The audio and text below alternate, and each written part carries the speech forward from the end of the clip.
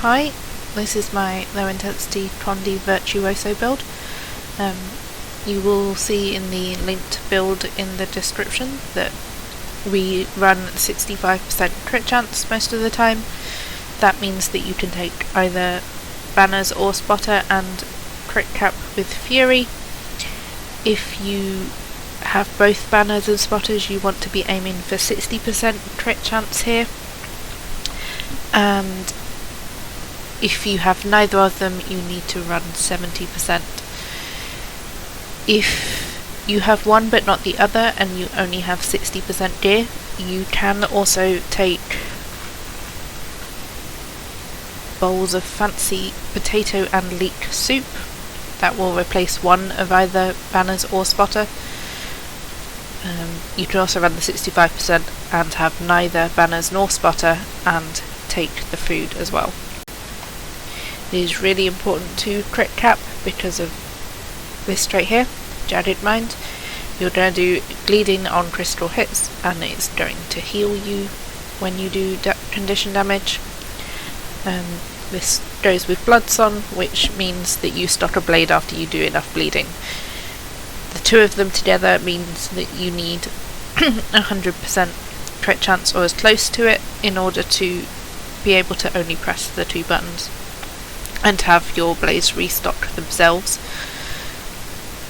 We are taking Sharpening Sorrow because that way we get more expertise from having Fury, which Fury gives you a nice 30% crit chance. And we have the Chaos trait line, so Chaotic Persistence gives us expertise whilst we have Regeneration. Chaotic Persistence along with Sharpening Sorrow will mean that you are fully expertise capped. Swiftness and regen, we're at 93%. With Fancy Leak we get up to 99%, and if you are taking Fancy Leak, I would suggest you take Furious Tuning Crystals, which will get you your expertise. If you don't need to, you can run Toy Cake and Toxic Focus in crystals and they will get you to, well, they will get you 100% on both of them. Okay, so I have changed my Sinister pieces on my armour to Rabbit, which gets me 1248 toughness. I don't have Rabbit trinkets, so we're just going to be assuming that they're that we don't have either spotter or banners and therefore have to have these as Rampager for the purposes of this. Where are my rings? There. That one and that one. And this one would also have to be Rampager if we didn't have, say, spotter. We're going to put those back there. As you'll tell, I'm now a long way over crit cap, but that's fine. We're also going to stand quite a way away, just in case we're nowhere near the boss. If you're not tanking, then you'll maybe off over here doing something with, say, I don't know, Pride or something, the Demos, and you can still hit Demos all the way over there. Or you could be stood next to Demos, and actually he's over here, and the Pride's over there, and you want to be able to attack him. You still can. So this is 1200 range, so I'm perfectly far enough away from the T-Golem. And I can still hit him. Just stand over here for a bit.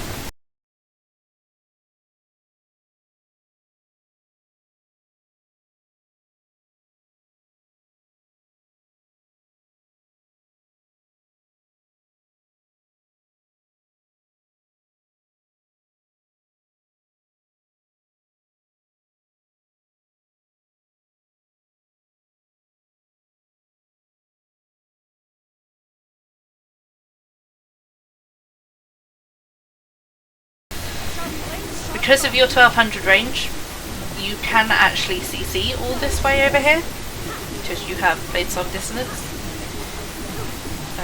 You also a 1200 range magic bullet. So you can be miles away. It's not going to make any difference to your ability to kill stuff at all.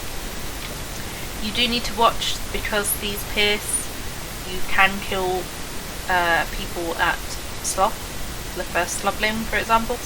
Also at Construct, if you're going there.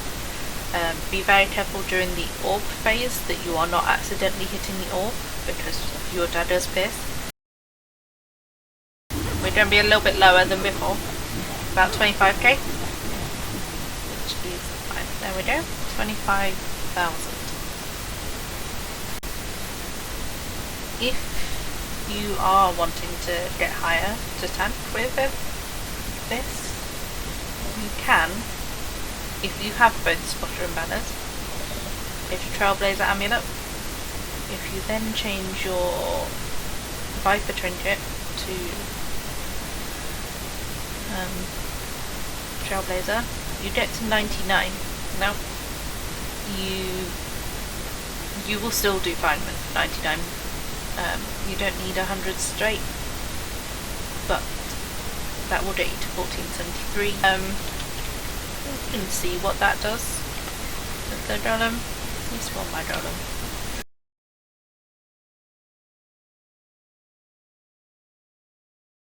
It doesn't actually matter whether you're in front of the boss, behind the boss, to the side of the boss, wherever you want to stand. It's fine. Also, you have 1200 range on these, so as an optional extra, I like to drop Rain of Swords and bring utility. Because we have the Chaos straight line, you will see here, we create ourselves a lot of stability. This is quite nice for things like Adina, or Infractals in general.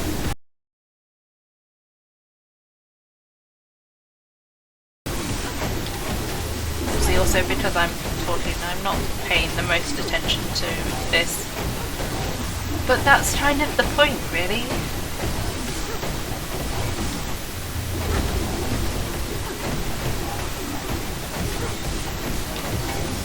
Some days I just need a build that I can press 2 buttons and it will do decent, and the people I raid with won't think, oh my god, why is she doing only 3k? Here we go, we don't end up about 24. Yeah, 24 and a half.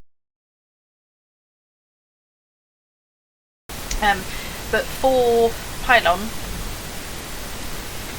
build stays exactly the same, you just change this one to Blink, and this one to Mimic, and then we mimic the Blink to go there and come back. And because you have built-in stability, so you can just completely ignore the knockbacks when Qadim goes and takes Pylon. I hope you enjoyed a look at the different things that the Condi Virtuoso can do. On low intensity, there will be another video on my channel that shows actual footage of the Condi Virtuoso in action. Remember, you can press more buttons if you want to, but there's absolutely no requirement to do so if you are not feeling it that day.